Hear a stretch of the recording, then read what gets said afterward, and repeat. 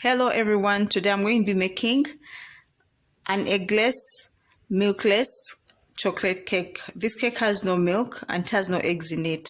To start with, I'm sieving my flour. I've already sieved 1 cup, so this is 1.5 cups. I'm sieving my flour. After sieving I'm going to sieve my flour. Take out all the lumps. Then I'm going to sieve my cocoa powder. I'm going to be using a 1/4 cup.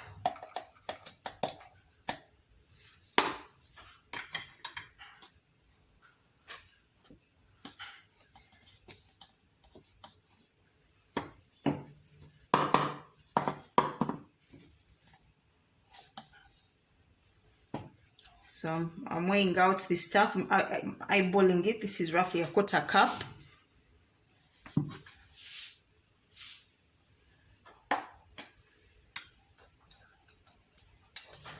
I'm also sifting it using my sieve.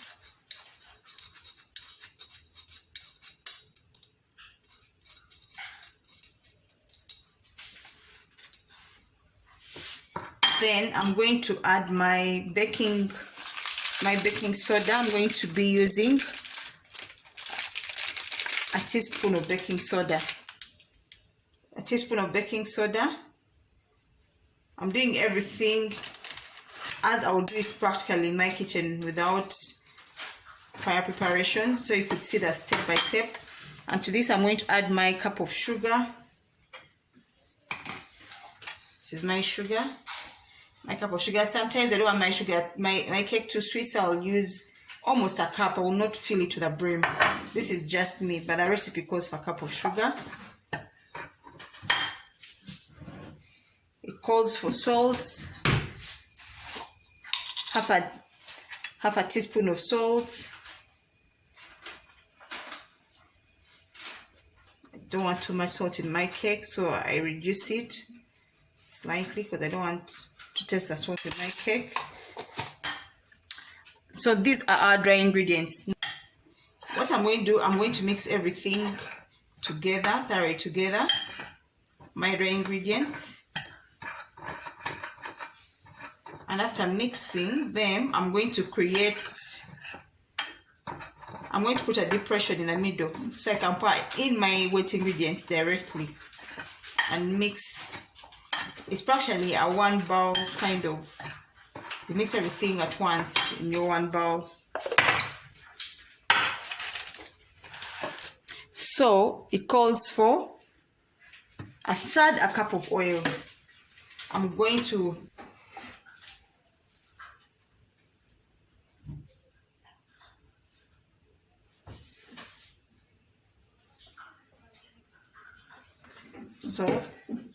it's a 1/3 cup of oil,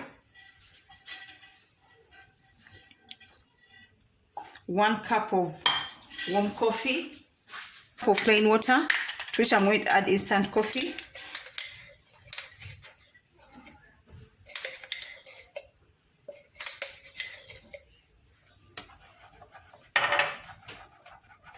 So it calls for 1 cup of coffee. You could brew your coffee. It could be instant coffee, but since I have instant coffee, that's what I've used.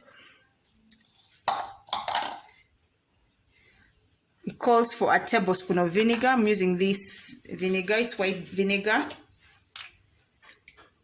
I'm going to use a tablespoon. And it calls for half a tablespoon of vanilla essence, but since it's vanilla essence, I'm going to use more than that. I'm just going to use almost a tablespoon of vanilla essence. So I'm going to gently mix everything. Hope you can see what I'm doing. I'm going to mix everything with the same bowl from the sides, just like you'd be mixing, I don't know what, like I'm going to mix everything together gently. As you can see, my butter is coming together. There you have it. So this is the cake batter. So I'm going to pour my cake batter in my small tin, which is already lined with foil. I've already lined it with foil paper. You could line it with also parchment paper if you have parchment paper or baking paper. And then I'm going to bake it. Now, today my electricity is not stable, it's on and off. I'm going to bake this on my kitchen stove, and I'm going to show you how I'm going to use the kitchen stove. So what I'm going to do is I'm going to use this plate. I find this plate the best on my cooker when I'm using the stove. And this is high, then this is low. I prefer using the lowest, like the real lowest. So you're going to get your heavy saucepan, a saucepan that you know has a really heavy base, and you're going to place it within. You're going to place it on the stove like that. Placing it on the stove, you're going to get a small metallic plate, whatever it is that you have, just to create a gap between your tin and the base of the pan. So I'm using this plate to turn it upside down for better support. Then after that, going to place your cake on it like that. Now, what you've done is you've created an oven kind of scenario there. After that, I'm going to cover everything with foil, with aluminium foil, and let it bake. Of course, this method is really sensitive because you don't know when your cake is going to bake or if it may overbake. So you have to watch it. So I'm going to cover it with foil like this.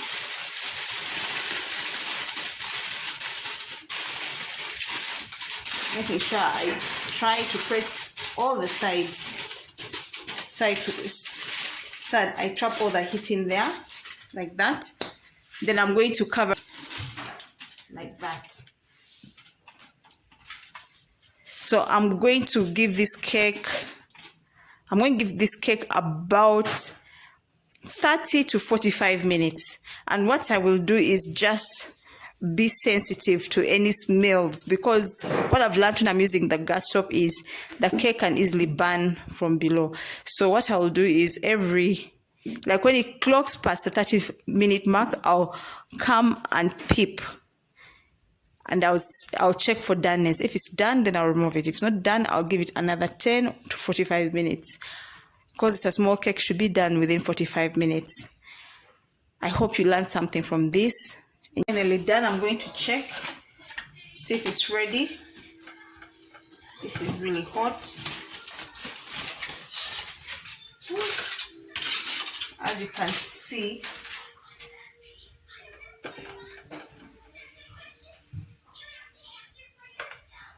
this fan is so hot, just have to be careful. Our cake has risen properly. It has a slight bounce.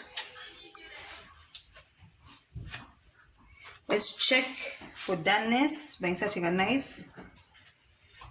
If it comes out clean, our cake is done. As you can see, the knife is clean, so our cake is done. So that's how you do it. That's how you bake your cake on your gas stove. Try it out. You can do this with any recipe. They have to be a choice. Thank you for watching this video. I hope you've learned something. Please like, share, comment, and don't forget to subscribe. Thank you.